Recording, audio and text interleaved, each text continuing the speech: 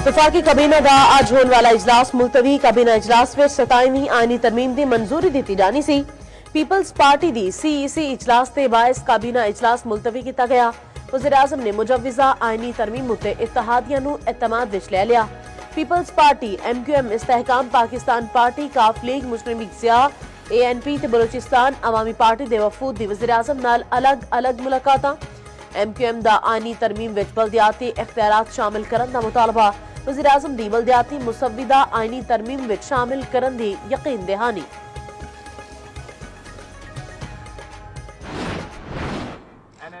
Constitutional protection है सूबाई शहर का आइन में, वो proposal Pakistan Peoples Party reject करती है। जो प्रपोजल्स आए हैं डेवोल्यूशन का, रिवर्सल का, उस प्रपोजल का हमायत पाकिस्तान पीपल्स पार्टी करने के लिए तैयार नहीं है। जो आर्टिकल 243 में हुकूमत ने तब्दीलियां लाने का सोचा है, सिर्फ ये जो आईनी तरमीम वो पाकिस्तान पीपल्स पार्टी की सेंट्रल एग्जीक्यूटिव कमेटी ने मुझे इजाजत दी है कि पाकिस्तान पीपल्स पार्टी इसका हमायत करे। पीपल्स पार्टी ने NFC फार्मूले विच तब्दीली की तजवीज मुस्तरद कर दी। आर्टिकल 243 विच तरमीम की तजवीज मंजूर। पीपल्स पार्टी की सेंट्रल एग्जीक्यूटिव कमेटी का इजलास अज नमाज़े जुमा के बाद दोबारा होगा। आईनी अदालत उत्ते हतमी फैसला किया जाएगा। गुज़िश्ता रोज बिलावल भुट्टो की ज़ेर सदारत CEC की तवील बैठक। मीडिया ब्रीफिंग में बिलावल भुट्टो ने आख्या हुकूमत ने आर्टिकल 243 विच तब्दीलियां लाने का सोचिया है। सेंट्रल एग्जीक्यूटिव कमेटी ने सिर्फ उसी तरमीम की हमायत की है। सूबाई शेयर खत्म करने की तजवीज मुस्तरद कर देने। आईनी अदालत उत्ते राय यह कि 4 सूबियां की बराए बरर नुमाइंदगी होवे।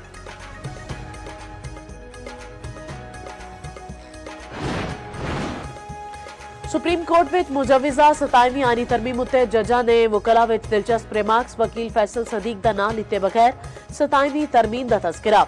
सिविल सर्विसेज रूल्स नाल मुतल्लिक केस की समाअत के दौरान आख्या मेरी दरखास्त है केस का अज फैसला किया जाए। मैं विफाकी शरई अदालत की बिल्डिंग विच केस उत्ते दलाल देना नहीं चाहता। बिल्डिंग ALNEC तां वफाकी शरई अदालत की क्यों?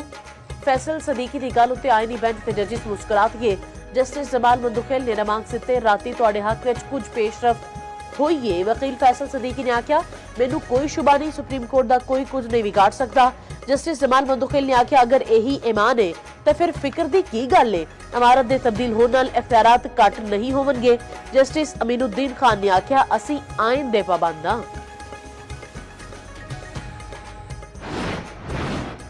चेयरमैन सुन्नी इत्तेहाद काउंसिल साहबजादा हामिद रजा 9 मई केस विच गिरफ्तार। PTI रहनुमा शेख वकास अकरम ने आख्या साहबजादा हामिद रजा पेशावर तो फैसलाबाद वल जा रहे सन। इस्लामाबाद पुलिस ने साहबजादा हामिद रजा नूं गिरफ्तार कर लिया। साहबजादा हामिद रजा इंसदादे दहशतगर्दी अदालत फैसलाबाद विच पेश। अदालत ने साहबजादा हामिद रजा नूं जेल भिजवा दिता।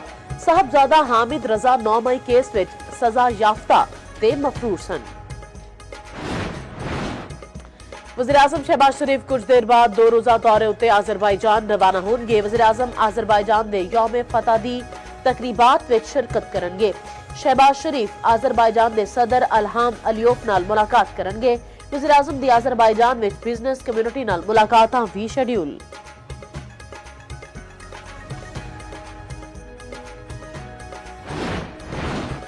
पाकिस्तान ते अफगान तालिबान विच इस्तांबुल विच मुज़ाकरात दा तीजा दौर। पाकिस्तानी वफद एक बार फिर अफगान सरजमीन पाकिस्तान के खिलाफ इस्तेमाल होने तो रोकने का मुतालबा। दूजे पासे पाक अफगान सरहद उत्ते फायरबंदी की खिलाफ वर्जी। चमन बॉर्डर उत्ते अफगानिस्तान नाल पाकिस्तानी पोस्टां उत्ते बिला इश्तियाल फायरिंग। सिक्योरिटी फोर्सेस का फौरी ते मुअस्सर जवाब। पाकिस्तान ने चमन वाक़या नाल मुतल्लिक अफगान इल्जामात की सख्ती नाल तरदीद कर दी। वज़ीर इत्तलात अता तारड़ दा आखना है फायरिंग अफगानिस्तान वालों शुरू हुई। पाकिस्तानी फोर्सेस ने जिम्मेदाराना कार्रवाइयां नाल सूरत-ए-हाल उत्ते काबू पा लिया। जंगबंदी बादस्तूर बरकरार है।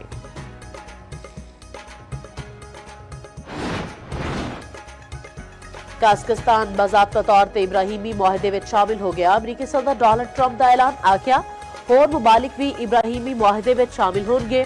खिते विच इस्तेहकाम ते तरक्की नूं फरोग मिलेगा। अमरीकी सदर नाल वस्ती एशिया मुल्कां दे 5 रहनुमावां दी व्हाइट हाउस विच मुलाकात। गजा, ईरान, रूस, यूक्रेन जंग उत्ते तबादला ख्याल। अमरीकी सदर दा गजा विच इंटरनेशनल फोर्स छेती तैनात करन दा ऐलान। सदर ट्रंप दा एक बार फिर पाक भारत जंग दा तस्करा। ओवल ऑफिस विच मीडिया नाल गलबात करदे होए उन्होंने आख्या पाक भारत जंग विच 8 तैयारे डेगे गए, 8 विचों 5 जंगां टैरिफ ते तजारत के जरिए रुकवाइयां। 3% पे आई है। हर रोज माशाल्लाह एक बेहतर खबर आ रही है। तो अगर पाकिस्तान की तरक्की के लिए, पाकिस्तान को मजबूत बनाने के लिए, पाकिस्तान को बेहतर बनाने के लिए अगर कोई आईनी तरमीम करनी पड़ती है तो जरूर करनी चाहिए। लोगों के लिए एक सेफ पंजाब है, लोगों की बेटियां महफूज हैं, लोगों की बहनें महफूज हैं, लोगों की माएँ महफूज हैं और अवाम महफूज हैं और पंजाब का जो क्राइम रेट है बहुत नीचे आया है। भारत के खिलाफ फतह दा क्रेडिट फील्ड मार्शल ते अफवाज पाकिस्तान नूं जांदा है। पाकिस्तान की बेहतरी लई आईनी तरमीम जरूर करनी चाहिए। वज़ीर आला पंजाब मरियम नवाज दी लंदन विच मीडिया नाल गलबात आख्या पाकिस्तान तो हर रोज चंगी खबरां आ रही ने, मईशत बेहतरी वाल गामजन, महंगाई घट हो रही है, पंजाब विच जराइम दी शरह थले आई, खवातीन खुद नूं महफूज तसव्वुर कर रही ने।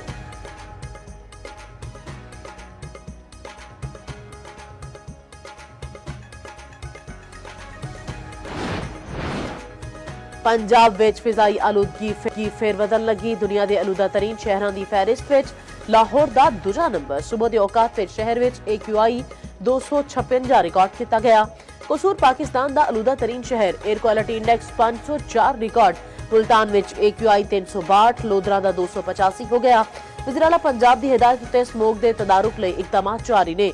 तामीराती मवाद नूं ढांपण ते तामीराती साइट उत्ते पानी का छिड़काव लाजमी करार।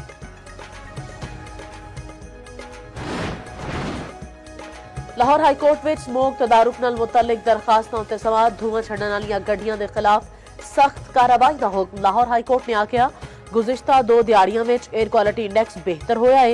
एयर क्वालिटी इंडेक्स विच बेहतरी बरकरार रखना जरूरी है। माहौलियात दे अफसरान दफ्तरां तो निकल के फील्ड विच आन। महकमा माहौलियात दा फोकस सिर्फ लाहौर नहीं पूरे सूबे उत्ते होना चाहिए है।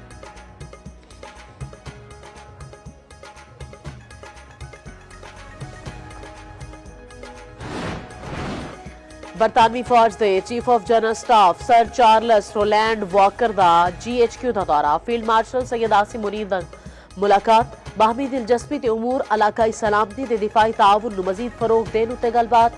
ISPR के मुताबिक मुलाकात विच खित्ते विच अमन ते इस्तेहकाम कायम करन लई मुश्तरका ताउन जारी रखने का अज़्म। बरतानवी जनरल चार्ल्स वॉकर ने यादगार शहादा उत्ते फुल रखे।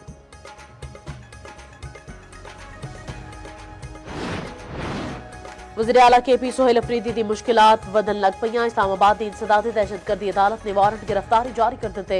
PTI रहनुमा जुनैद अकबर दी भी वारंट गिरफ्तारी जारी। वज़ीर आला की गिरफ्तारी लई इस्लामाबाद पुलिस KP हाउस पहुंची पर सोहेल अफरीदी मौजूद नहीं सन। KP हाउस के अमले ने वारंट वसूल किए तो इस्लामाबाद पुलिस वापस चली गई।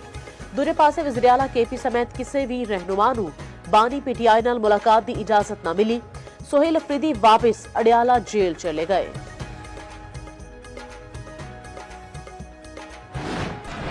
जनूबी अफ्रीका ने दूजे वनडे विच पाकिस्तान नूं आसानी नाल 8 विकेटां नाल हरा दिता। फैसलाबाद स्टेडियम विच प्रोटीज ने हर शोबे विच टीम ग्रीन नूं आउट क्लास किया। साइम, सलमान ते नवाज दियां निसफ सेंचुरियां किसे कम ना आईयां। 270 रन का हदफ 40वें ओवर विच पूरा कर लिता। डीकॉक दी 133 रन की नाकाबिले शिकस्त इनिंग्स। जोरजरी ने भी 70 रन की जारहाना इनिंग्स खेडी। सीरीज का तीजा ते फैसला को वनडे हफ्ते नूं खेडिया जाएगा। हांगकांग सिक्सर्स टूर्नामेंट विच पाकिस्तान का फातिहाना आगाज। पाकिस्तान ने कुवैत नूं 4 विकेटां नाल हरा दिता। 123 रन का हदफ पाकिस्तान ने सिर्फ 2 विकेटां उत्ते पूरा कर लिया। कप्तान अब्बास अफरीदी ने 12 गेंदां उत्ते 55 रन बनाए।